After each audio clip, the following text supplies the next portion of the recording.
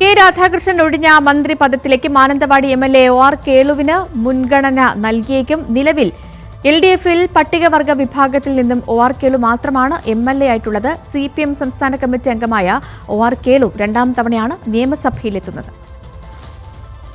പട്ടികവർഗ വിഭാഗത്തിൽ നിന്നും ഒ.ആർ. കേളു മാത്രമാണുള്ളതെങ്കിലും പട്ടികജാതി വിഭാഗത്തിൽ നിന്നും 8 എംഎൽഎമാരുണ്ട് സിപിഎമ്മിന്. K M. Sachin Dev, A. Raja, K. Shanthakumari, P V. Sreenijan, T P. Sumod, M S. Arunkumar, O S. Ambika എന്നിവരും എംഎൽഎമാരായുണ്ട്. എന്നാൽ ഇതിൽ ഒ.ആർ. കേളു മാത്രമാണ് 2 തവണയും വിജയിച്ചത്. 2 വർഷം മത്സരിച്ചവർ പിന്നീട് മത്സരിക്കേണ്ടെന്ന തീരുമാനം വരുമ്പോൾ ഒ.ആർ. കേളുവിന് ഇനി മത്സരിക്കുവാനും സാധിക്കില്ല. തിരുനെല്ലി ഗ്രാമപഞ്ചായത്ത് പ്രസിഡന്റ്, മാനന്തവാടി ബ്ലോക്ക് പഞ്ചായത്ത് അംഗം എന്നീ നിലകളിൽ പ്രവർത്തിച്ച ശേഷമാണ് സിറ്റിംഗ് എംഎൽഎ ആയിരുന്ന പി.കെ. ജയലക്ഷ്മിയെ ഒ.ആർ. കേളു പരാജയപ്പെടുത്തിയത്. ആദ്യ തെരഞ്ഞെടുപ്പിൽ 1307 വോട്ടിനാണ് പി.കെ. ജയലക്ഷ്മിയെ തോൽപ്പിച്ചത്.